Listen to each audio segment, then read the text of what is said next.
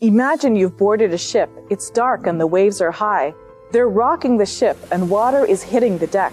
Everyone on board is frightened. The ship is at danger of capsizing. In the midst of that chaos, your shipmates throw you into the water.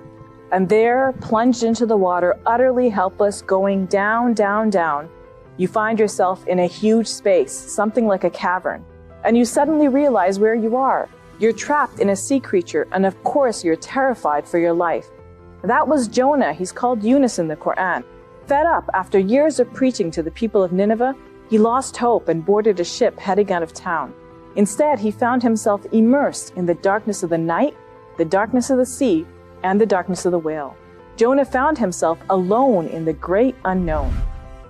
Miraculously, the sea creature didn't devour him. He was still in one piece, but there was no escape. His situation seemed pretty bleak. In that moment, Jonah started to think. Yes, instead of panicking, he engaged in a process of introspection. He realized pretty quickly that he was wrong. Desperate, in need of help, he turned to God, knowing that only God could help him, and God did rescue him. In the Quran, God says that he caused Jonah to wash up on the desert shore, and God didn't stop there. Jonah was pretty ill, so God caused a tree to grow over Jonah to protect him and feed him while he was recovering. I hope you'll never be in a situation like Jonah's. While he was rescued eventually, he went through a terrible ordeal. But when we reflect on the actions of Jonah, we can learn important lessons about how to behave in the situation of uncertainty that we find ourselves in.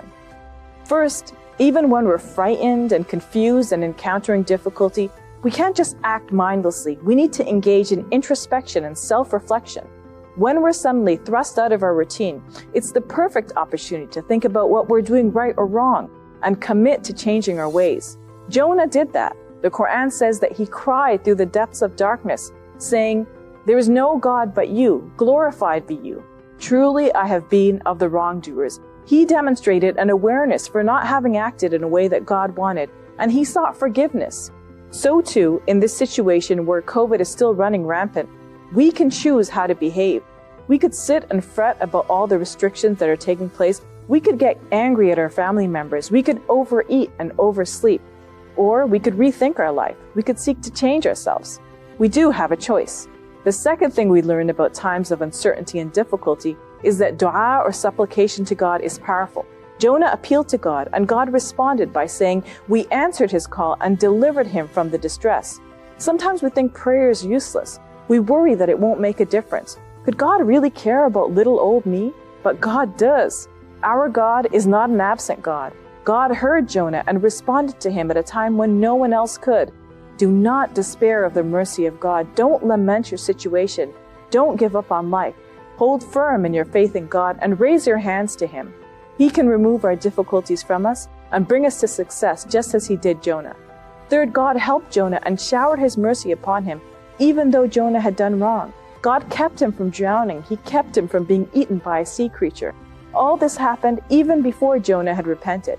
After he pled with God, God brought him to land and covered him with shade and provided food for him to eat.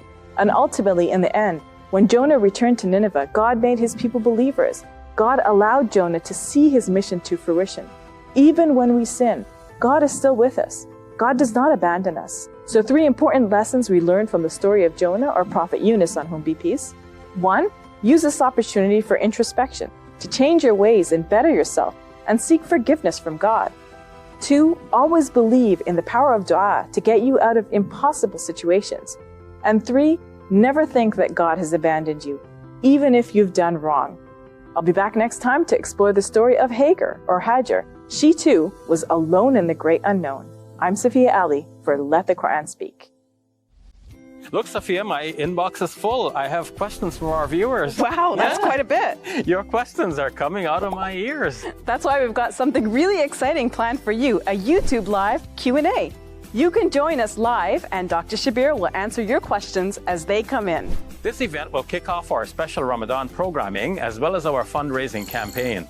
It's all happening on Sunday, April 4th at 12 p.m. Eastern on our YouTube channel, Quran Speaks. And that's right before Ramadan. I can't wait to see what questions we'll get. Me too. It'll be fun to chat with you in real time. Subscribe and turn on your notifications so that you don't miss this event.